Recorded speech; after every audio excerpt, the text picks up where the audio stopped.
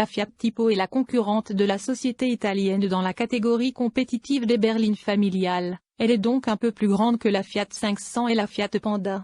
Il affronte un large éventail de nouveaux rivaux, il doit donc se battre dur dans une classe incroyablement difficile. Parmi ses rivaux figurent des modèles à succès tels que la Ford Focus, la Opel Astra, la Renault Mégane, et la Silon, tandis qu'elle doit également persuader les clients de faire des choix soucieux de leurs valeurs comme la Kia Ceed, la Hyundai i30, la Citroën C4 Cactus et la Skoda Scala. Avec des citadines comme la Renault Clio devenant de plus en plus pratique, vous pourriez également la considérer comme une rivale de la Tipo. Les quatre ci-dessus semblent être les rivaux les plus directs de la Fiat Tipo. Le Tipo d'entrée de gamme commence à un peu plus de 132 000 dirhams marocains, un prix qui vous donne une liste assez impressionnante d'équipements standards étant donné qu'il est moins cher qu'une Ford Fiesta plus petite.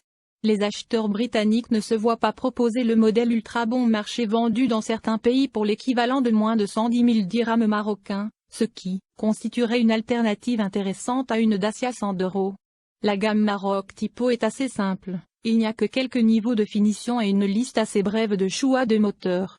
La Fiat Tipo est intelligente et professionnelle à l'extérieur. Vous pourriez l'appeler sobre et élégant si vous vouliez être gentil, mais il n'y a pas beaucoup de charisme ou d'imagination dans son style. À l'intérieur, le Tipo se sent bien assemblé, mais la conception globale du tableau de bord manque de style et semble plutôt datée par rapport à des rivaux plus récents. La meilleure nouvelle est que l'espace intérieur est généreux, avec une quantité impressionnante d'espace pour les jambes à l'arrière bien que le hayon, contrairement au break, présente une ligne de toit en pente qui compromet légèrement l'espace pour la tête à l'arrière. La Tipo est également une voiture pratique, avec 440 litres d'espace dans le coffre, plus 12 litres supplémentaires dans des vides-poches disséminées à l'intérieur. Le Tipo se sent planté et en sécurité sur la route, mais il ne peut pas rivaliser avec des rivaux comme le Focus ou l'On pour le plaisir du conducteur.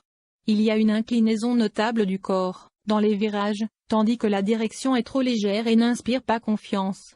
Au lieu de cela, la suspension souple fait un assez bon travail pour isoler les passagers des chocs des nids de poules et du tarmac cassé. 3 moteurs sont proposés, 2 essence et un diesel. Le diesel est un multijet de 1,6 litres avec 118 chevaux, tandis que les 2 essences sont toutes deux des unités de 1,4 litres avec des puissances de 94 chevaux et 118 chevaux. Si vous voulez une boîte de vitesse automatique, vous devrez choisir le diesel car c'est le seul modèle disponible avec un.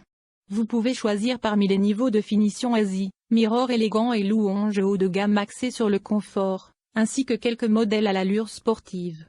Tous sont raisonnablement bien équipés, avec la climatisation, le régulateur de vitesse, la radio DAB et la norme Bluetooth sur toute la gamme.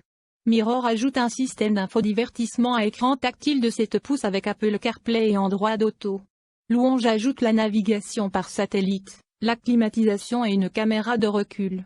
Stray, S-Design et Sport ont tous un look plus sportif, et les deux derniers sont basés sur la garniture. Louange sont donc bien spécifiés. Nous estimons cependant que les modèles d'entrée de gamme offrent le meilleur rapport qualité-prix. Les modèles haut de gamme rivalisent de prix avec les Ford Focus et Vauxhall Astra les plus talentueux et perdent de vue l'attrait central de la Tipo, le rapport qualité-prix. Fiat a terminé décevant 23e sur 30 fabricants dans notre enquête de satisfaction des propriétaires Driver POE 2020. Le Tipo a obtenu 3 étoiles sur 5 légèrement décevantes lors des tests de collision par EuroTNCAP, bien que ce score soit passé à 4 étoiles avec le système de freinage d'urgence autonome installé. Comme c'est la norme sur toutes les voitures britanniques, la Tipo est en fait une voiture 4 étoiles au Maroc.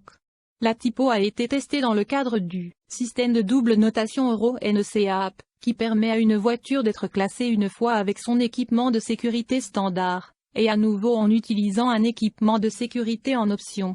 Lors d'un nouveau test avec le Pack Safety de Fiat, la Tipo a obtenu une note de 4 étoiles. Rivalisant avec d'autres berlines familiales grand public telles que la Ford Focus, la Opel Astra et la Volkswagen Golf, la Tipo est actuellement en vente au prix de 190 000 dirhams marocains. Ce prix bas rend la Tipo nettement moins chère que ses principales rivales, mais la voiture n'est livrée qu'avec un équipement de sécurité de base en standard. Le pack de sécurité en option, qui coûte 6 000 dirhams marocains supplémentaires, comprend un régulateur de vitesse adaptatif, un limiteur de vitesse et un freinage d'urgence autonome. B. L'AEB est une technologie de sécurité importante qui utilise un radar et des capteurs pour surveiller les autres véhicules et dans les systèmes plus avancés, les piétons aussi, devant la voiture. Si le système détecte que la voiture est sur le point de s'écraser, il peut appliquer les freins plus rapidement automatiquement, soit en réduisant la gravité d'une collision, soit en l'évitant complètement, en immobilisant le véhicule. Les trois principaux rivaux de la typo obtiennent la meilleure cote de sécurité 5 étoiles de Euro NCAP, bien que la Focus et la Golf aient été testées pour la dernière fois en 2018 et l'Astra en 2018. Euro NCAP a modifié son processus de test en 2018 pour inclure la sécurité des piétons, dont la présence d'aébans,